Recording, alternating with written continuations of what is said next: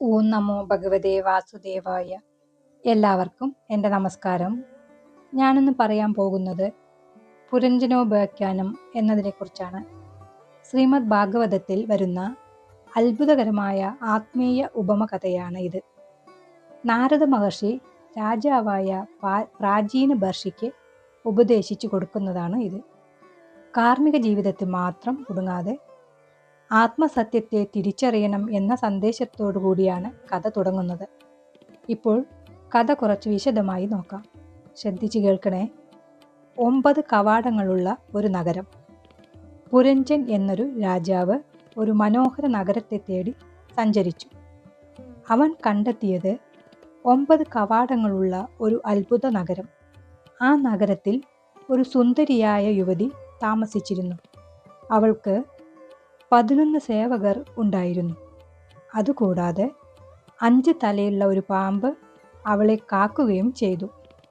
പുരഞ്ജൻ അവളോട് ആകർഷിതനായി വിവാഹവും ചെയ്തു. തുടർന്ന് പുരഞ്ജൻ അവളോടൊപ്പം സുഖഭോഗ ജീവിതത്തിൽ മുഴുകി. കാലങ്ങൾ കടന്നുപോയി. ചണ്ഡവേഗൻ എന്ന ഗന്ധർവ രാജാവ് പുരുഷഗന്ധർവരും സ്ത്രീഗന്ധർവരുമായിട്ട് നഗരത്തെ ആക്രമിച്ചു. 5 തലപ്പാമ്പ് നഗരത്തെ സംരക്ഷിക്കാൻ ശ്രമിച്ചെങ്കിലും കാലത്തിൻ്റെ മുന്നിൽ അത് ക്ഷയിച്ചു. അവസാനം യവന രാജാവ്, അതായത് മരണം എത്തി. പുരഞ്ജൻ മരണപ്പെട്ടു. ജീവിതത്തിൽ ഭാര്യയോടുള്ള അമിതാസക്തി കാരണം അടുത്ത ജന്മത്തിൽ പുരഞ്ജനൻ ഒരു സ്ത്രീയായി ജനിച്ചു, വിദർഭ രാജാവിൻ്റെ മകളായിട്ട്. അവൾ പിന്നീട് ഒരു രാജാവിനെ വിവാഹം ചെയ്തു. അവളുടെ ഭർത്താവ് മരിച്ചപ്പോൾ അവൾ വളരെയധികം ദുഃഖിച്ചു. അപ്പോൾ ഒരു ബ്രാഹ്മണൻ അവളെ സന്ദർശിച്ചു. അവൻ പറഞ്ഞു, നീ എന്നെ മറന്നോ? നാം പഴയ സുഹൃത്തുക്കളാണ്. നീ ശരീരമല്ല, നീ ശുദ്ധ ആത്മാവാണ്. ഇവിടെ ബ്രാഹ്മണൻ പരമാത്മാവിനെയും പുരഞ്ജനൻ ജീവാത്മാവിനെയും പ്രതിനിധീകരിക്കുന്നു. കഥയുടെ ഗൂഢാർത്ഥം എന്താണെന്ന് വെച്ചാൽ, നഗരം എന്ന് പറയുന്നത് മനുഷ്യ ശരീരത്തെയാണ്. 9 കവാടങ്ങൾ എന്ന് പറയുന്നത് ശരീരത്തിലെ 9 ദ്വാരങ്ങളാണ്. സ്ത്രീ എന്നത് ബുദ്ധി അഥവാ മനസ്സാണ്.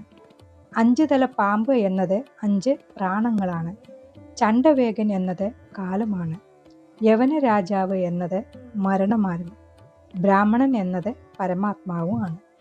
ഈ കഥ നമ്മെ പഠിപ്പിക്കുന്നത് ശരീരഭോഗങ്ങളും നിത്യമല്ല, ആത്മാവ് ശാശ്വതമാണ്.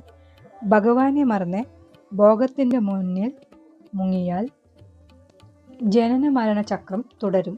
ഭക്തിയിലൂടെ മാത്രമേ മോക്ഷം ലഭിക്കുകയുള്ളൂ. ഈ കഥ നിങ്ങൾക്കറിയാമായിരുന്നോ? ഇഷ്ടപ്പെട്ടാൽ ലൈക്ക് ചെയ്യാനും ഷെയർ ചെയ്യാനും സബ്സ്ക്രൈബ് ചെയ്യാനും മറക്കരുതേ.